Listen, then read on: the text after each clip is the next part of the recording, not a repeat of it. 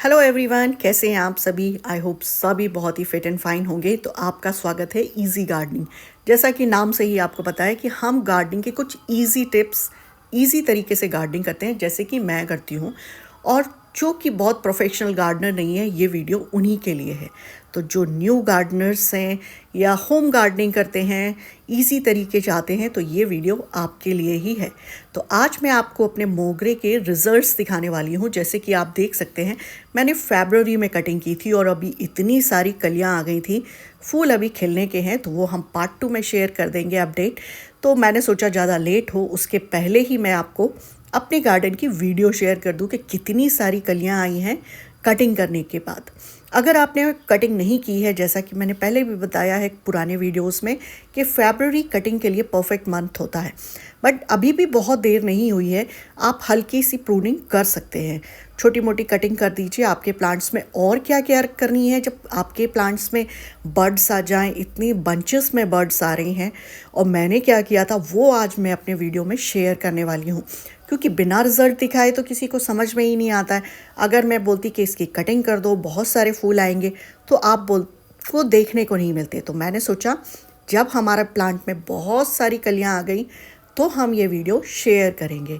तो कुछ कटिंग्स भी लगाए थे मैंने जो लग चुकी हैं, और इनमें भी अभी बर्ड्स आना शुरू हो गए हैं। तो आप चाहे तो इस तरीके से कटिंग से भी ग्रो कर सकते हैं, उस पर भी बात करेंगे। लेकिन आज मैं अपने प्लांट्स के केयर बताऊंगी जो बर्ड्स आने के बाद भी हम करेंगे, और मैंने पहले इसमें क्या क्या किया था वो भी आपसे शेयर करने वाली हूँ। और वैसे मैं आपको सच बताऊँ तो जब मैंने खुद ही इतनी सारी कलियाँ देखी ना, तो मैं भी हैरान रह गई थी।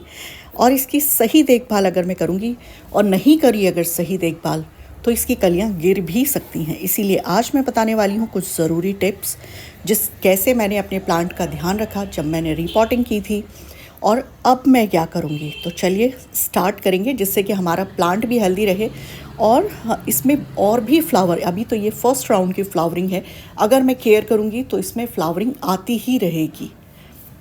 जैसा कि आप देख पा रहे हैं, ये मेरे मैच्योर प्लांट है, यानी कि काफ़ी पुराने प्लांट्स हैं। बट ऐसा नहीं कि नए प्लांट्स में कलियाँ नहीं आई हैं। कटिंग से जो लगाए थे, यानी कि बारिशों में लगाए थे, उनमें भी कलियाँ आ गई हैं।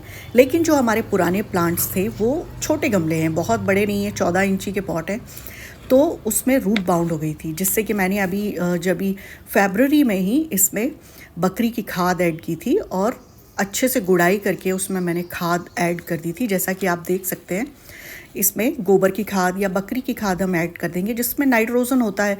कटिंग करने के बाद लीव्स निकलेंगी तो उसको प्लांट की ग्रोथ अच्छी होती है। तो गोबर की खाद से फ्लावरिंग बहुत अच्छी नहीं हो पाएगी, लेकिन उसमें पत्तियों की ग्रोथ के लिए उसको नाइट्रोजन बहुत अच्छा लगेगा।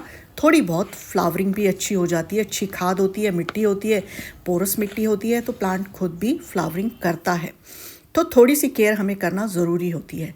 बाकी आप देख सकते हैं ये कटिंग ग्रोन प्लांट है, और ऐसा नहीं है, इनमें भी फ्लावरिंग शुरू हो गई है।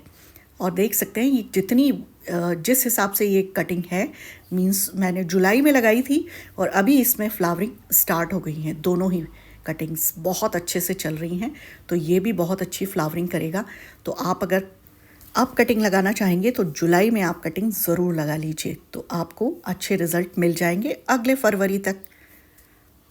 तो चलिए अब फर्टिलाइज़र की बात कर लेते हैं। फ्लावरिंग के लिए हमको जो फर्टिलाइज़र चाहिए पड़ता है, ये एक केमिकल फर्टिलाइज़र है जो आपको नर्सरी में काफ़ी जगह मिल जाता है, ऑनलाइन भी मिल जाएगा। इसके बारे में देखिए आप, बहुत कुछ लिखा हुआ, आप चाहें तो डिटेल में पढ़ सकते हैं। इन शॉर्ट, ये फ्लावरिंग के लिए पोटाश जो होता है वो फ्लावरिंग करता है, तो आप पोटाश को भी डाल सकते हैं। लेकिन ये केमिकल फर्टिलाइज़र है, तो मैं बहुत ज़्यादा यूज़ नहीं करती हूँ, बस थोड़े से दाने लेना है। जैसे कि आप देख सकते हैं, ये इतना सा मैंने लिया है, और मेरा प्लांट लेकिन बड़ा है। आपका अगर प्लांट नया है तो आप इतना ही लीजिए, लेकिन मेरा प्लांट एक बड़े पॉट में है और काफ़ी पुराना हो चुका है, तो मैंने थोड़ा सा और लिया है।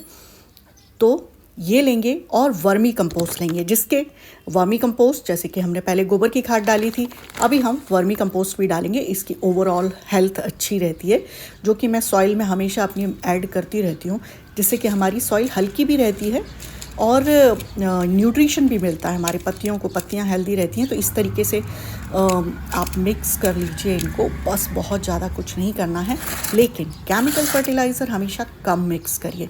इसमें मैं ऐड कर चुकी हूँ फर्टिलाइज़र, तो आज अभी हम दूसरे गमले में भी ऐड कर लेते हैं।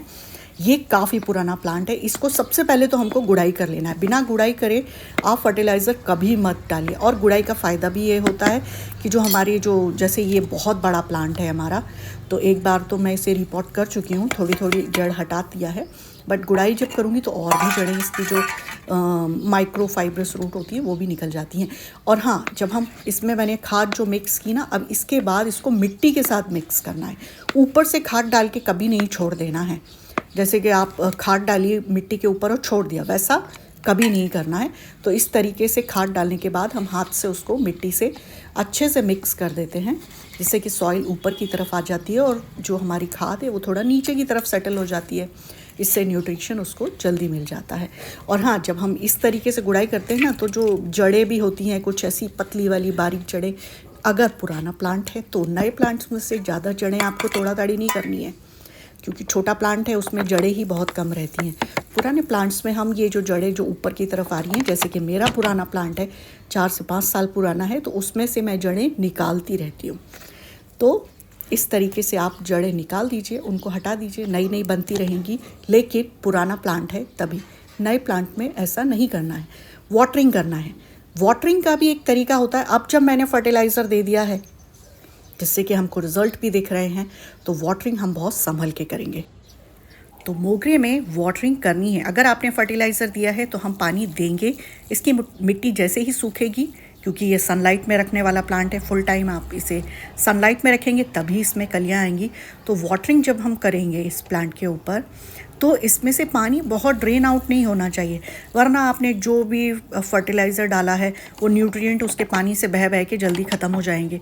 फिर आपको लगेगा हमने इतनी खाद डाली है लेकिन रिज़ल्ट नहीं है। तो अब हम पानी देंगे, लेकिन इतना नहीं देंगे कि वो पानी बह बह के पूरा न्यूट्रिशन निकल जाए। तो इस चीज़ का आपको बहुत ध्यान रखना है। देखिए, मैंने अभी पानी डाला है, पानी डला है अच्छे से।